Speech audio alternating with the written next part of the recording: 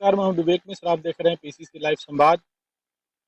2024 लोकसभा चुनाव की तारीखों का ऐलान कल होने की संभावना जताई जा रही है। सूत्रों की माने तो कल निर्वाचन आयोग की तरफ से प्रेस कॉन्फ्रेंस आयोजित की जा सकती है और चुनाव के तारीखों के ऐलान के साथ आदर्श आचार संहिता भी लागू होने की संभावना जताई जा रही है। लेकिन कल ही पता चल पाएगा कि कल आचार संहिता लगेगी, चुनाव की तारीखों का ऐलान होगा या 2-4 दिन और आगे मामला ये बढ़ेगा। आज हम आपसे बात करेंगे कि चुनाव आदर्श आचार संहिता क्या होती है और आचार संहिता लगने के बाद क्या कुछ स्थिति परिस्थिति बदलती है, कौन कौन सी चीजें वहां पे बदलाव होता है और कैसे जो निर्वाचन आयोग है उसके पास तमाम सारे अधिकार सुरक्षित हो जाते हैं और तमाम सारे जो काम है वो पूरी तरीके से नए सिरे से नए तरीकों से होने लगते हैं और बिना निर्वाचन आयोग के सहमति के, बिना उसके जानकारी के किस तरीके कोई बदलाव नहीं होने पाता। तो आज आदर्श आचार संहिता की हम बात करेंगे। कल अगर आचार संहिता लागू होती है तो जो आगामी लोकसभा चुनाव निर्वाचन है 2024, तो अगर आचार संहिता लागू होगी तो क्या महत्वपूर्ण बिंदु उसके रहेंगे, क्या कुछ किस तरीके से काम उसमें जो पुलिस विभाग है, जो प्रशासन है और सरकार के तमाम सारे जो अंग है वो कैसे काम करेंगे। तो इसमें सबसे पहले आचार संहिता अगर लगती है तो जो संपत्ति का विरूपण है, इसके तहत आदर्श आचार संहिता लागू होने के 24 घंटे के अंदर ही शासकीय संपत्तियों पर जो भी प्रचार की सामग्री होंगे, पोस्टर, बैनर, पंपलेट, होर्डिंग्स, तमाम सारे जो प्रचार से जुड़े हुए तमाम सारे प्रत्याशी, पार्टियों के समर्थक और पार्टियों की तरफ से तमाम सारी विकास की योजनाओं को लेकर के, तमाम सारे वादों इरादों को लेकर के तमाम सारे बैनर, होर्डिंग, पोस्टर, पंपलेट लगाए जाते हैं, उन सभी को 24 घंटे के अंदर हटाए जाने हैं।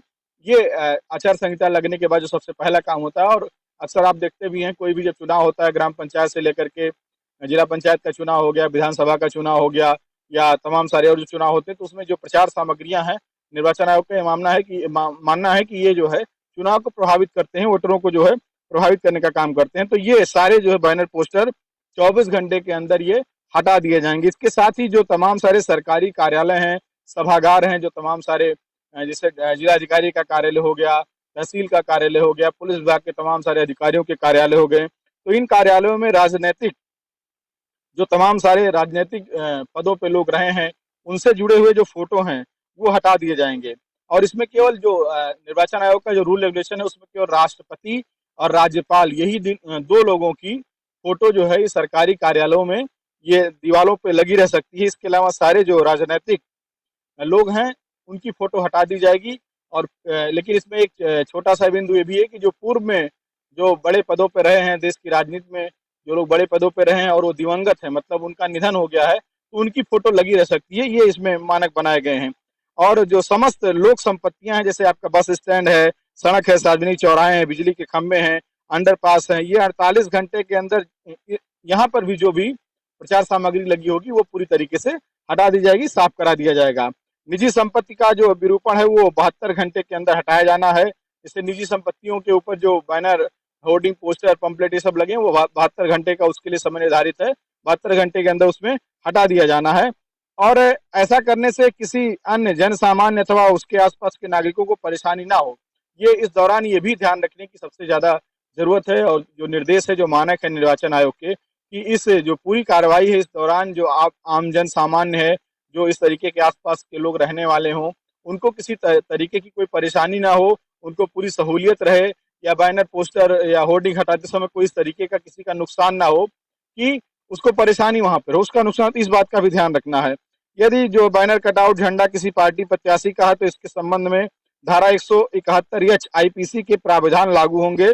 और जो ये धारा है 171 171 एच आईपीसी अपने निजी संपत्ति पर किसी अन्य प्रत्याशी के चुनाव का प्रचार किसी भी रूप में करना तब तक प्रतिबंधित है जब तक कि प्रत्याशी द्वारा भवन स्वामी को लिखित रूप से इसके हेतु प्राधिकृत न किया गया हो। अगर आप किसी प्रत्याशी का पोस्टर, बैनर या उसका कुछ लगाते हैं तो ये तब तक जो है सही रूप से नहीं माना जाएगा, तब तक लीगल नहीं माना जाएगा जब तक वो संबंधित प्रत्याशी आपको उसके लिए प्राधिकृत ना किया हो।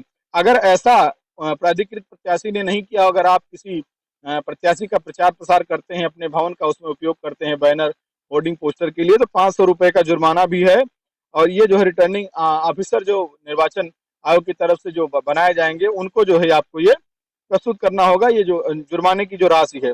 और ऐसी कोई सामग्री जिससे संपत्ति का विरूपण होता हो, जैसे चिपकाए जाने वाले पोस्टर, वॉल पेंटिंग इत्यादि, किसी भी रूप में किसी भी संपत्ति पर अपने स्वेच्छा से अपनी संपत्ति पर भी अनुमन्य नहीं है। अगर आप निजी तौर पर किसी पार्टी या किसी प्रत्याशी या किसी पे आप जो है अपने मनोभाव से उसके साथ जुड़े हुए हैं, उसके प्रति आपके विचारों से आप उससे सहमत हैं, तब भी आप उसका प्रचार प्रसार इस तरीके से नहीं कर सकते हैं। ये आदर्श आचार संहिता के दौरान जो है ये पूरी तरीके से प्रतिबंधित रहेगा। और अगर शासकीय कार्य पर चर्चा करें जो कि आदर्श आचार संहिता लगने के बाद शासकीय कार्य किस तरीके से किए जाएंगे, तो इसमें ऐसे समस्त कार्य जिनमें निविदा स्वीकृत हो चुकी हो, कार्यादेश जारी हो चुके हो, परंतु कार्य मौके पर भौतिक रूप से प्रारंभ ना हुआ हो, तो ऐसे कार्य निर्वाचन की पूरी अवधि में प्रारंभ नहीं किए जा सकेंगे। इसका आशय यह है कि जो विकास से जुड़े हुए तमाम सारे काम हैं, अगर वो काम शुरू नहीं हुए हैं तो आचार संहिता लगने के बाद वो काम शुरू नहीं होंगे, जब तक कि चुनाव पूरी तरीके से खत्म नहीं हो जाता है।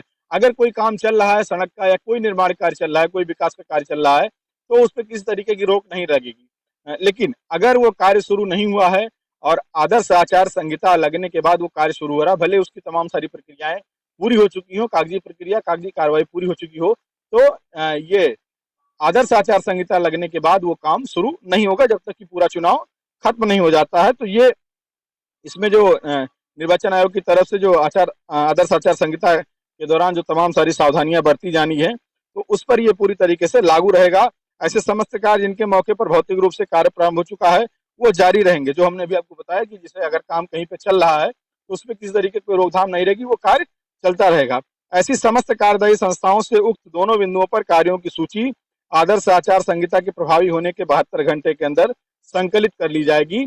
और ये जो इस तरीके के जो भी काम चल रहे हैं वो आचार संहिता लगने के बाद पूरी उसकी लिस्टिंग जो है, एक लिस्ट पूरी तरीके से वो संकलित कर ली जाएगी, कहाँ पर कौन कौन से काम पहले से चल रहे हैं और कौन से काम शुरू होने हैं, जिससे कि किसी के द्वारा अगर कोई जानकारी मांगी जाए या किसी तरफ से किसी के द्वारा कोई आरोप लगाया जाए तो उसका जवाब दिया जा सके। अगर वाहनों के संबंध में बात करें, चुनाव में अक्सर देखा जाता है वाहन मालिक काफी अफरा तफरी में रहते हैं, काफी परेशान रहते हैं कि वाहन जो है वो निर्वाचन आयोग की तरफ से वाहनों की डिमांड की जाती है, वाहनों को जो है उसमें चुनाव में ड्यूटी के लिए लगाया जाता है और आखिरी में होता है क्या कि पुलिस के तमाम लोगों को जो है जबरदस्ती तमाम सारे स्थानों पर वाहनों को पकड़ पकड़ कर ले जाना पड़ता है, क्योंकि अक्सर लोग वाहन कटवाना चाहते हैं, वाहन उपलब्ध नहीं कराना चाहते तमाम सारे। तो इसको लेकर के और दूसरा इसमें ये एक महत्वपूर्ण बिंदु है कि वाहनों का जो काफिला है कॉन्वे पूरी तरीके से निर्वाचन आयोग में प्रचार के संबंध में 10 से अधिक वाहनों का काफिला होना वर्जित है। अगर आप प्रत्याशी हैं या आप समर्थक हैं या आप प्रचार में लगे हैं तो एक काफिले में 10 से अधिक वाहन नहीं होने चाहिए। ये निर्वाचन आयोग की तरफ से सख्त निर्देश इसमें आचार संहिता के दौरान ही इसका पालन करना होता है। प्रत्येक 10वें वाहन के बाद 100 मीटर का फासला रखा जाना अनिवार्य है, इसमें यह महत्वपूर्ण बिंदु दिया गया है। और निजी वाहनों पर झंडा, स्टिकर इत्यादि सभी लगाए जा सकेंगे जब यह कार्य स्वेच्छा से बिना किसी दबाव में किया जाए।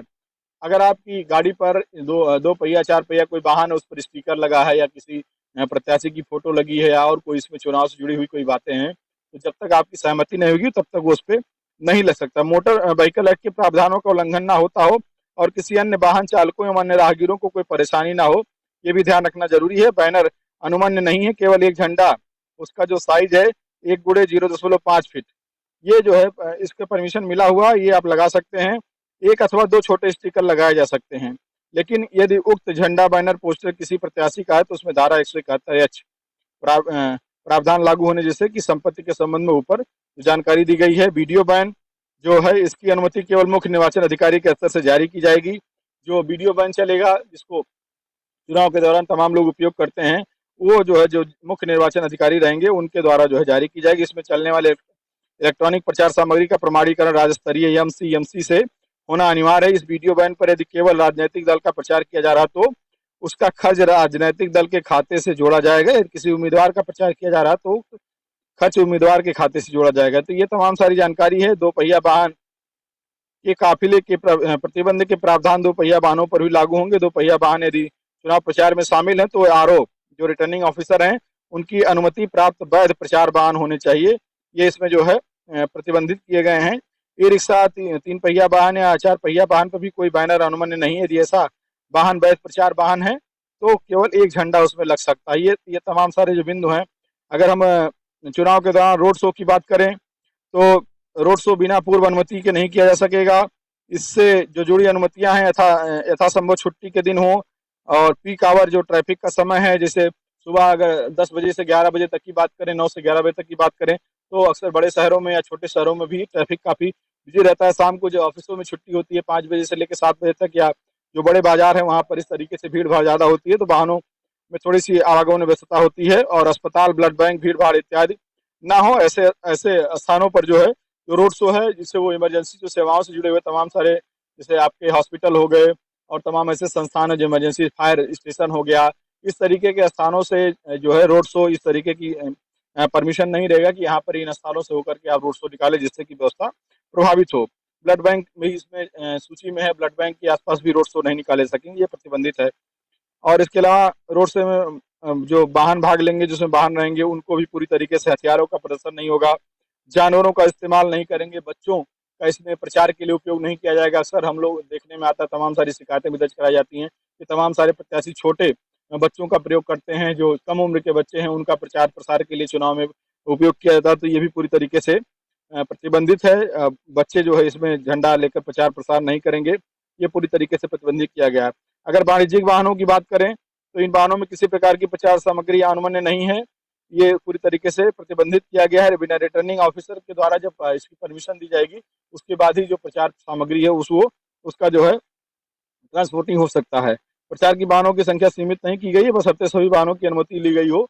इस बार जो प्रचार जो आचार संहिता है, उसमें प्रचार के वाहन की संख्या चिन्हित नहीं की गई है, मतलब सीमित नहीं है कि इतने वाहन इसमें प्रचार में प्रयोग हो सकते हैं, लेकिन बिना जो अधिकारी उसके निर्वाचन आयोग से जुड़े हुए अधिकारी हैं, उनकी अनुमति आवश्यक होगी। तो ये तमाम सारी जानकारियां हैं। पार्टियों के जो जिला अध्यक्ष हैं, वाहनों में लाउड स्पीकर या वीडियो जो बैन है वो बनाया जाना तभी अनुमन्य है जब संबंध में रिटर्निंग ऑफिसर के अतिरिक्त मोटर व्हीकल एक्ट के समक्ष अधिकारी की अनुमति प्रदान की गई हो। तो तमाम सारे ये जो आचार संहिता लगने के बाद ये तमाम सारी जो चीजें नए सिरे से प्रशासन की तरफ से, चुनाव की तरफ से तमाम सारी शुरुआत की जाती है। जैसे कि कल अगर मान लिया चुनाव की तारीखों का ऐलान होता है, तमाम सारी पार्टियों ने जो है अपने प्रत्याशियों की घोषणा कर दी है। कुछ तमाम पार्टियों ने अभी तमाम सारे लोकसभा क्षेत्रों से प्रत्याशियों की आखिरी सूची नहीं जारी की है।